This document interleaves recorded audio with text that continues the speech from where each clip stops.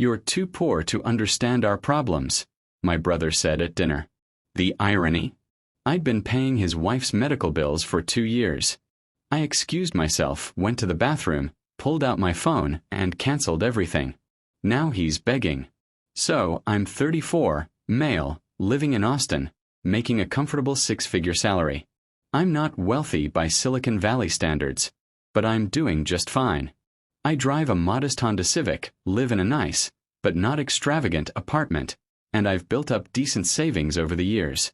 I mention all this because it becomes important later. Apparently, according to my brother, I'm too poor to understand real problems. My brother, David, is 2 years older. We grew up in a middle-class family in Ohio. Dad was a mechanic, Mom a school teacher. They weren't rich, but they worked hard and gave us everything we needed. They also taught us the value of family and helping each other out. Or at least I thought they taught us both. Turns out, lessons don't always stick the same way. David always had swagger.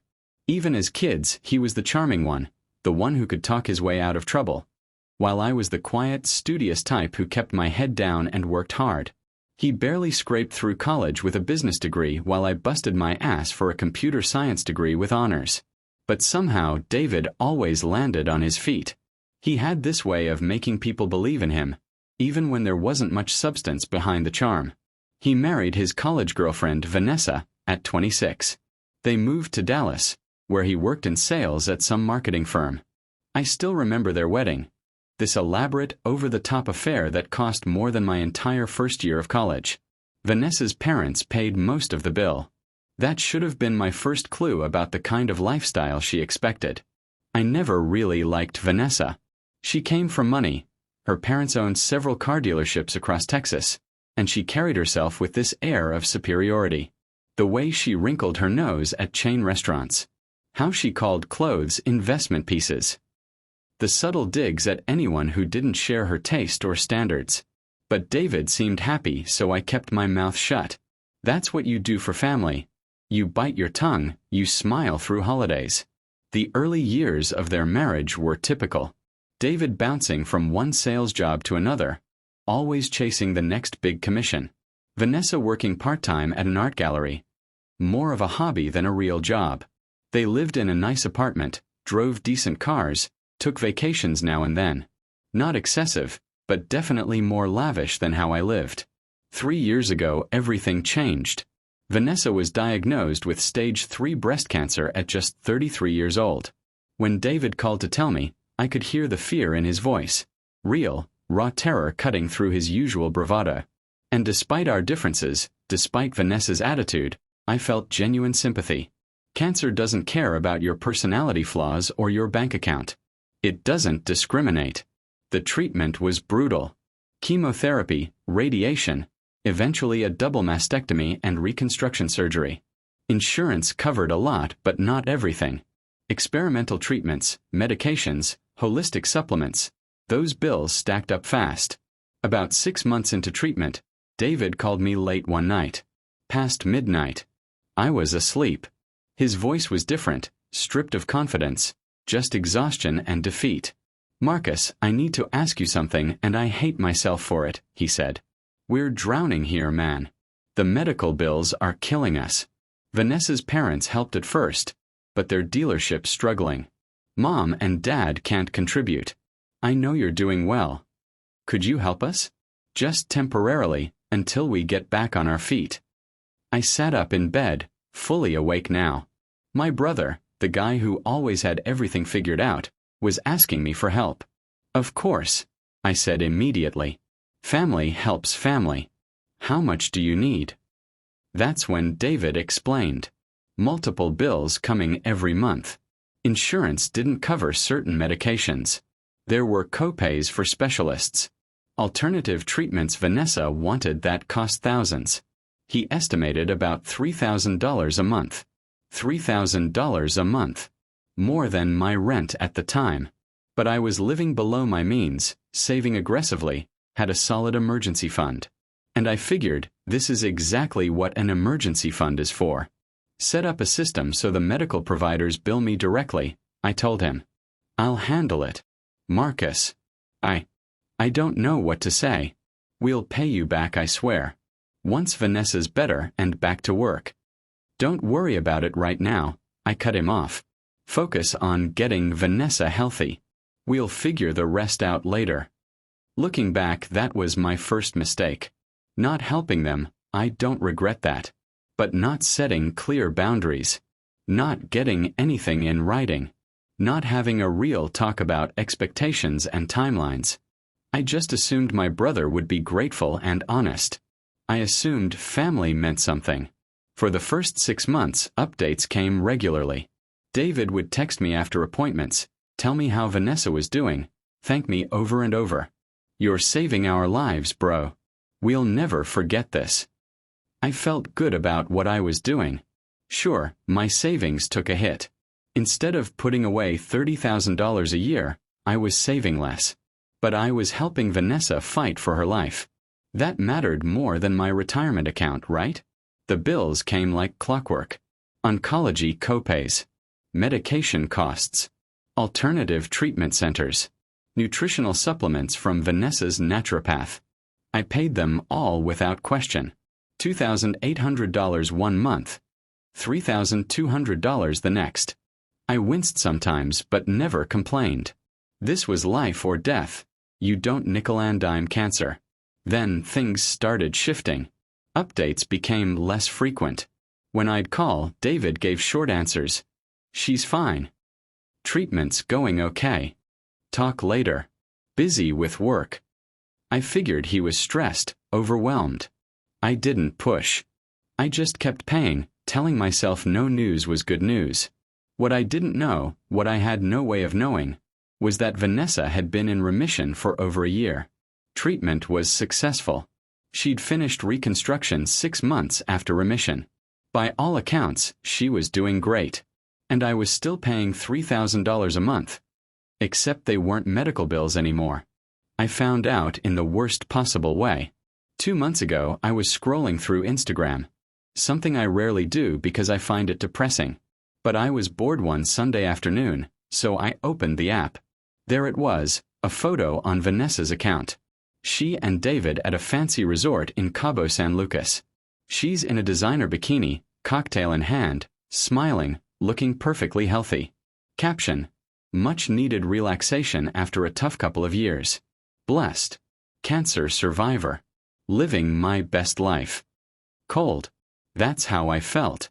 Like someone poured ice water through my veins. I scrolled back. More photos. Expensive Dallas restaurants. $200 a plate. Places I recognized. Shopping trips at Neiman Marcus. A new BMW in their driveway. Finally treating myself. Napa Valley weekend. Wine glasses raised. Big smiles. All within the past year. All while I was supposedly paying medical bills. My hands shook as I scrolled further back. Then I saw it. A post from 14 months ago. Cancer-free. Thank you all for your prayers and support. Time to start living again. Remission. Survivor. Grateful. Hundreds of likes. Comments pouring in. 14 months. That meant I'd sent David $42,000 after Vanessa was already in remission. And nobody thought to tell me. I called David immediately. My heart was pounding so hard I could hear it in my ears. Hey, saw Vanessa's looking great on Instagram. When were you going to tell me she's been in remission? There was a long pause. Too long. Oh yeah, man. She's doing really well. Been meaning to call you about that. When did she go into remission, David? My voice was steady, but my jaw was clenched so tight it hurt. Another pause. I could hear him breathing. About 14 months ago. The doctors are really happy with her progress. 14 months. So, the medical bills are finished then? Well, not exactly. She's still got follow-up appointments and, preventive care. And David.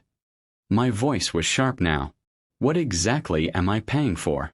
Listen, Marcus, it's complicated.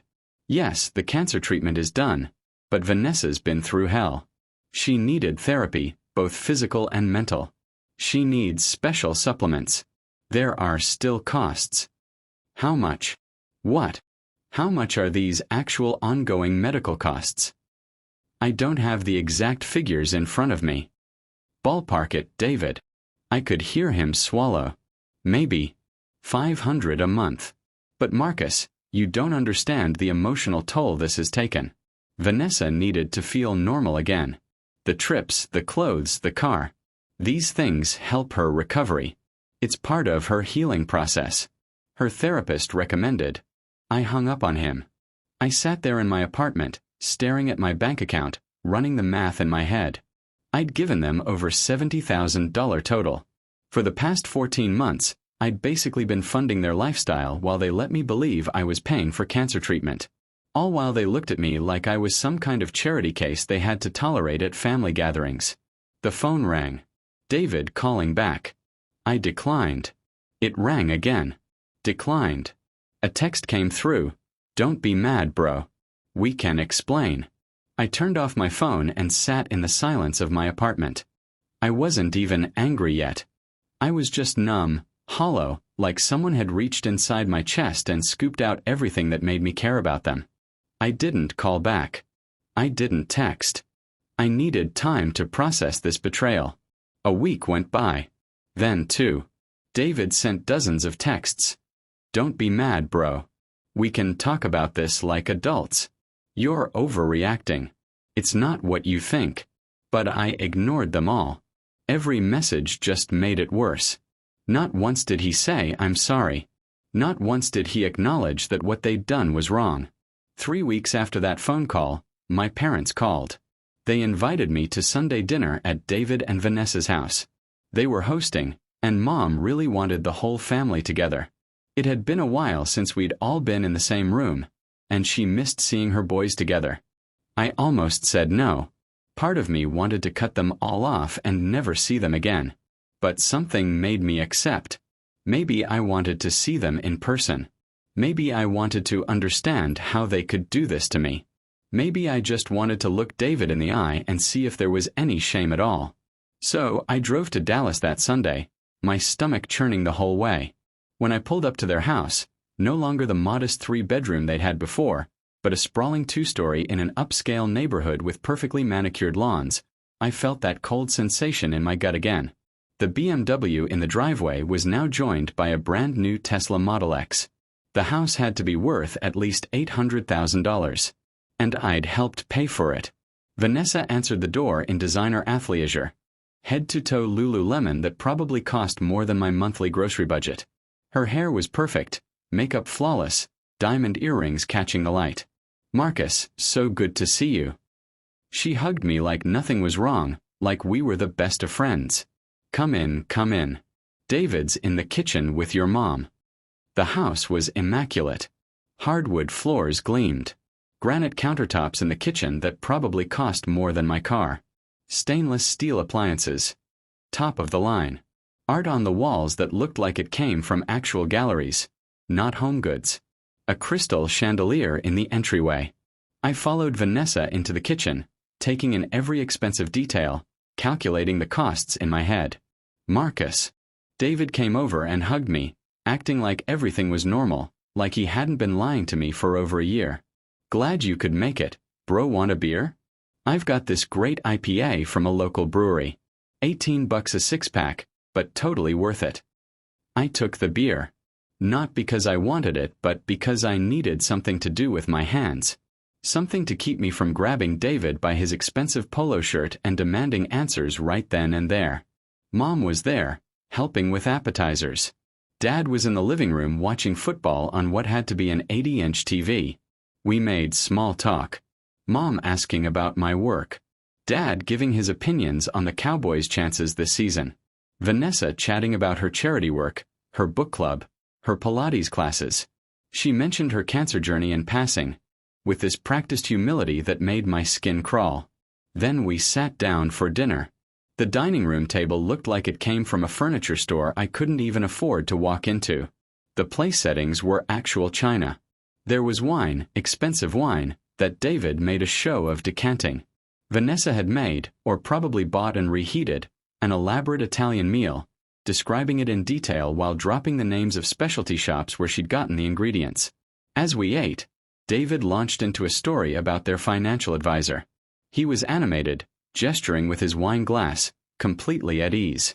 "So our guy is telling us we need to diversify our portfolio," David said, refilling his glass with what I knew was an expensive Cabernet. "He's suggesting more index funds, but I'm thinking real estate might be the move.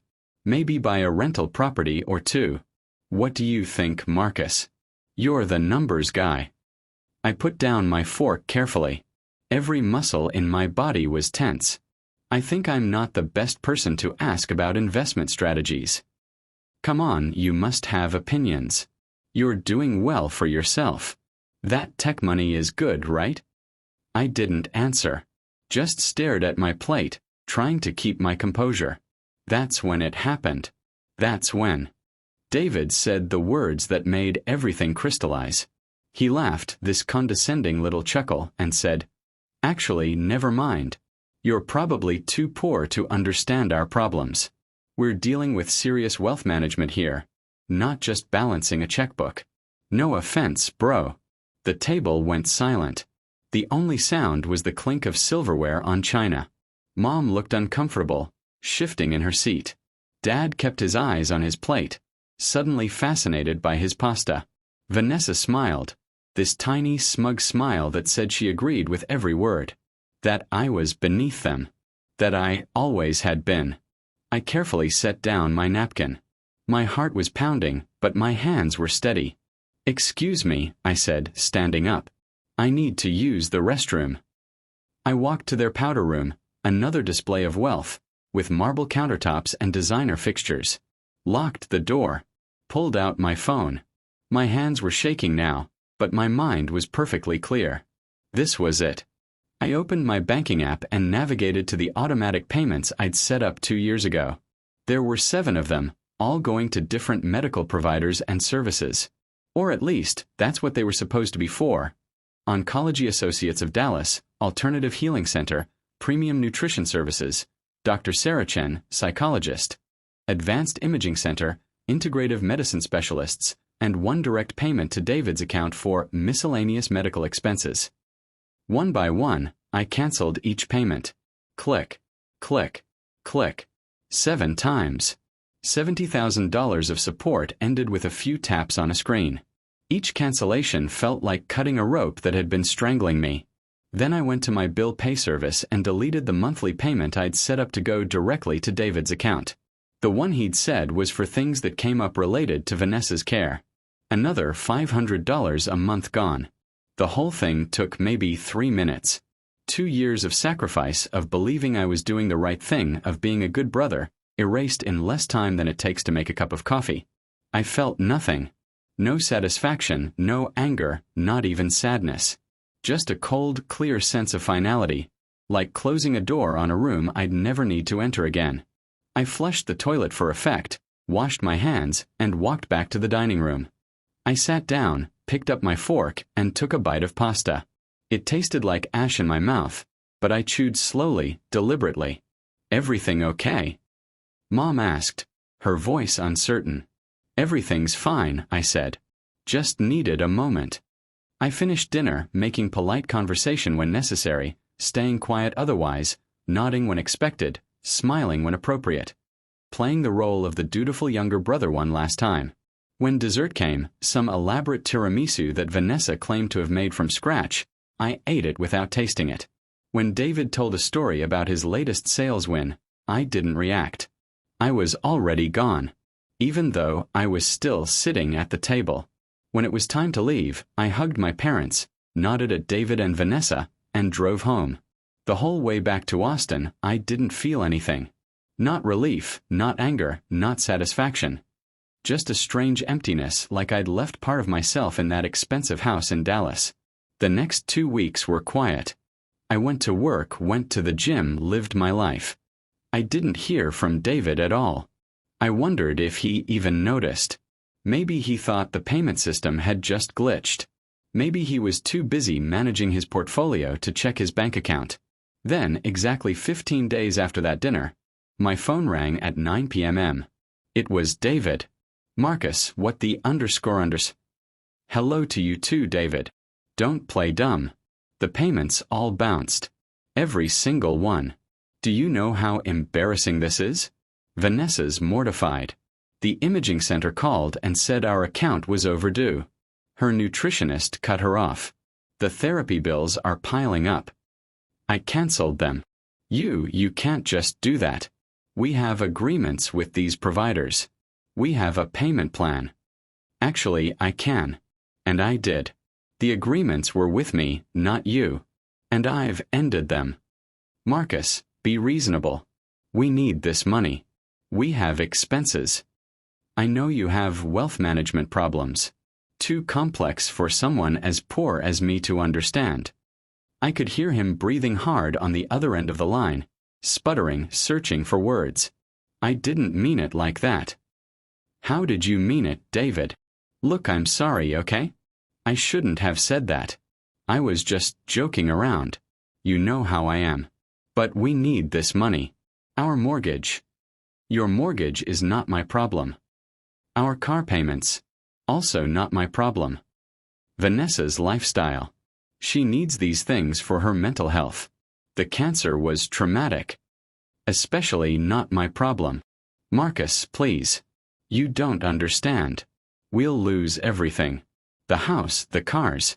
Our credit will be ruined. Vanessa will be devastated. She's fragile. The stress could make her sick again. Should have thought about that before you spent 2 years lying to me about medical bills while taking luxury vacations on my dime. It wasn't a lie. The money went to health-related expenses. It's just... Stop. Just stop, David. I don't care anymore. I don't care about your justifications or your explanations. The money's done. This conversation is done. We're done. You can't do this to family. That's what made me laugh. Actually, laugh out loud. A harsh sound that surprised even me. Family. You want to talk to me about family? I gave you $70,000. David. $70,000. I believed I was helping you save your wife's life. And you let me keep paying while you bought BMWs and went to Cabo and looked down on me for being too poor to understand your problems. You turned my love into a punchline at your dinner party. Vanessa was sick. She needed. Vanessa's been in remission for over a year. She needed a new car, designer clothes, trips to wine country, a house you can't afford. While I paid for it all, you sat there and called me poor. Silence. Finally. This isn't about the money anymore, David. It's about respect. You had none for me. You looked at me like I was a bank account with a pulse. Well, this bank is closed. Permanently. I hung up. He called back immediately. I declined. He called again. Declined again. Declined. Then the texts started flooding in. Marcus, please. We can work this out. I'm sorry. Vanessa is crying. You're ruining our lives. Mom and Dad will be so disappointed in you. That last one almost made me laugh again. I didn't respond to any of them. I just turned off my phone and went to bed. I slept better that night than I had in 2 years. The next day, Mom called. Marcus, David says you cut him off financially. What's going on? Did he tell you that Vanessa's been in remission for 14 months while I kept paying what I thought were medical bills? Silence. Did he tell you he bought a new house? 2 new cars?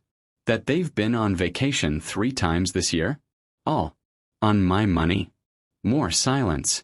Did he tell you they called me too poor to understand their problems while I was literally funding their lifestyle? Well, he mentioned they were doing better. But I thought, Marcus, we all thought. You thought what, Mom? That I was just happy to be their ATM? That I didn't deserve to know the truth? I can't believe you won't help your own brother in his time of need. His time of need was 2 years ago. I helped then. I helped until they decided to spit in my face. This isn't need, Mom. This is greed. This is them thinking I'm too stupid and too poor to notice they were using me. She hung up on me. The dial tone was loud in my ear. Dad called an hour later. Son, I think you need to reconsider. No, Dad, I don't. Family helps family. I did help. For 2 years. With $70,000. They betrayed that help. They laughed at that help. They're struggling now. They're struggling because they lived beyond their means, assuming I'd keep funding it forever because they thought I was too poor and too dumb to figure it out. That's not my responsibility. Marcus. Dad, I love you, but I'm done discussing this. David made his choices. He can live with the consequences, and so can you if you keep pushing this. Over the next week, the calls and texts continued. David, Vanessa, Mom, Dad, even Vanessa's parents called me. Which was rich, considering they were supposedly too broke to help their own daughter, but apparently not too broke to harass me. I blocked David and Vanessa after the 5th time Vanessa called crying about how I was destroying her recovery. I stopped answering calls from my parents after Mom left a voicemail calling me selfish and heartless. Then the voicemails started. Vanessa crying about how they were going to lose the house, how the stress was affecting her health, how I was giving her cancer again. David saying I was destroying his marriage, his life, his future. Mom saying I was tearing the family apart. Dad saying I was being selfish and cruel, that he didn't raise me to be this kind of person. Not once did anyone apologize for the lie. Not once did anyone acknowledge that what they'd done was wrong. It was all about how I was the bad guy for stopping the flow of money, for standing up for myself, for refusing to be used anymore. A month after I canceled the payments, I got a call from an unknown number. Against my better judgment, I answered. Marcus, it's David. I thought I blocked you. This is my work phone. Please don't hang up. Just listen for 1 minute. I didn't say anything, but I didn't hang up either. I waited. We're losing the house. The bank started foreclosure proceedings. We can't make the mortgage payments without what you were sending. Vanessa's parents cut us off because we can't pay them back the money we borrowed. My credit cards are maxed out. The Tesla got repossessed last week. Vanessa left me. She's staying with her sister. Filed for divorce. She said she can't be with someone who can't provide for her. Everything's falling apart. And I know it's my fault, but what, David? But I should fix it again? No, I know you won't. I know I destroyed that. I wanted you to know that you were right about all of it. We took advantage of you. We lied to you. We disrespected you. We used you. And I'm sorry. I'm truly, genuinely sorry. I sat there, phone pressed to my ear, waiting to feel something. Satisfaction, vindication, even pity. But there was nothing. Just a hollow kind of emptiness where my love for my brother used to be. Okay, I said finally. Okay, I accept your apology, David. I hope you figure things out. That's it. You accept my apology and that's it? What do you want from me? I don't know. Something. Anything. You're my brother. Don't I mean anything to you? I was your ATM. There's a difference. Marcus, please. David, I forgive you. I genuinely do. But forgiveness doesn't mean going back to how things were. It means I'm letting go of the anger so it doesn't poison me. It doesn't mean I'm going to start paying your bills again. It doesn't mean I trust you. It doesn't mean we're family again. I'm not asking for money. I just don't want to lose you. You're all I have left. You lost me when you looked me in the eye and called me too poor to understand your problems while I was literally funding your lifestyle. You lost me when you turned my sacrifice into a joke. You lost me when you chose your pride over honesty. I know. And I'll regret that for the rest of my life. Good. Maybe it'll teach you something. Maybe it'll make you a better person. But that's your journey now, not mine. I hung up. That was 3 months ago. I haven't spoken to David since. Vanessa's divorce went through quickly. Turns out when there's no money left to fight over, these things move fast. David had to declare bankruptcy. Lost the house, the BMW, everything. He's living in a 1-bedroom apartment now, working 2 jobs to make ends meet. From what I hear through the family grapevine, he's actually learned what it means to struggle. My parents barely speak to me. Last I heard, they were helping David with rent, which is funny considering they never offered to help him with the medical bills when I was paying them. But I guess a son living in poverty is more embarrassing to them than a son battling cancer bills. Or maybe they finally realized that appearances matter more to them than honesty. I don't feel good about any of this. I don't feel victorious or satisfied. Mostly, I just feel tired. Tired of being seen as a resource instead of a person. Tired of my worth to my family being measured in dollar signs. Tired of wondering if anyone ever loved me for me, or just for what I could provide. I've spent the last few months in therapy working through a lot of complicated feelings about family obligation and self-worth. My therapist asked me once if I regretted helping David in the first place. No, I told her. I don't regret helping when I thought it was for cancer treatment. I regret that my brother saw my generosity as weakness. I regret that my family saw my kindness as something they were entitled to. But I don't regret trying to help. That's who I am. I just need to be more careful about who I give that help to. Do you think you'll ever reconcile with them? I thought about that for a long time. Maybe, I said finally. But it would require them to fundamentally change how they see me. To see me as a person with feelings, not just a wallet with legs. And I don't think that's going to happen. They'd have to admit they were wrong, truly wrong. And people like that, they don't change. She nodded. And how do you feel about that? Sad. But also free. And that's the truth of it. I'm sad that my family couldn't see me as anything more than a wallet. I'm sad that my brother's love was conditional on my financial support. I'm sad that my parents chose his side without ever asking for my side of the story. I'm sad that I wasted $70,000 and 2 years of emotional energy on people who saw me as nothing more than a convenient source of funding. But I'm also free. Free from the weight of their expectations. Free from the constant drain on my finances and my energy. Free from wondering if I'm doing enough, giving enough, being enough. Free to build a life that's mine, not one where I'm constantly sacrificing for people who don't appreciate it. Last week, I got a friend request on Facebook from David's ex-wife, Vanessa. She sent a message with it. I'm sorry for everything. You deserved better. I should have spoken up. I was wrong. I didn't accept the request. I didn't respond to the message. Some apologies come too late, and some bridges once burned should stay ash. Besides, if she really thought I deserved better, she could have said something 2 years ago when they first started lying to me. I've started dating someone new. Sarah works as a teacher, making a fraction of what I make, but she insists on splitting every check. When I tried to pay for a nice dinner for her birthday, she made me promise to let her take me out for mine.